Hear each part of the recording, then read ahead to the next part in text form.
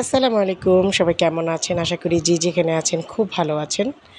আজকে আমার শরীরটা একটু ভালো না, অনেক ঠান্ডা, মানে প্রচণ্ড পরিমাণে গলা ব্যথা। তারপরও একটু ভয়েস দেওয়ার চেষ্টা করলাম। মাঝে মাঝে আমাদের আড়ালে যদি কেউ কোনো কথা বলে, তখন কিন্তু আমরা সেটা অন্যের মাধ্যমে শুনলে কিন্তু অনেক কষ্ট পাই। তো যার সাথে আপনার যদি কোনো দ্বন্দ্ব থাকে, তাহলে তার সাথে সরাসরি ক্লিয়ার হওয়াটাই ভালো। একজন আরেকজনের কাছে বলে তার মাধ্যমে আপনি হয়তোবা তিল বলছেন, কিন্তু যার মাধ্যমে বলছেন সে গিয়ে তাল বানিয়ে বলল।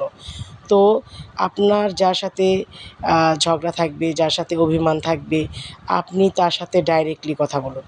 ডাইরেক্টলি কথা বললে কিন্তু অনেক ভালো। আরেকটা বিষয় হচ্ছে পর কথায় কান দেওয়া। মানে একজনে আপনার কাছে এসে একটা কথা বলল, আপনি যাচাই বাছাই না করে তাকে দোষারোপ করলেন, তাকে নিয়ে একটা কটু কথা বললেন, তাকে নিয়ে একটা নেগেটিভ কথা বললেন। এই বিষয়টা কিন্তু খুবই খারাপ, খুবই ব্যাড। তো এই জিনিসটা সবসময় ফলো রাখবেন। যখন তখন যাকে তাকে নিয়ে যে কোনো কথা বলে ফেলবেন না। আগে বিষয়টা ক্লিয়ার হবেন, সে আসলে আপনার বিষয়টা বলেছে কি না, তারপরে গিয়ে আপনি একটা মন্তব্য করতে পারেন। তো অন্যের কথায় কখনো কান দেবেন না, ১ নাম্বার। ২ নাম্বার হচ্ছে কারো মাধ্যমে কাউকে কিছু বলবেন না।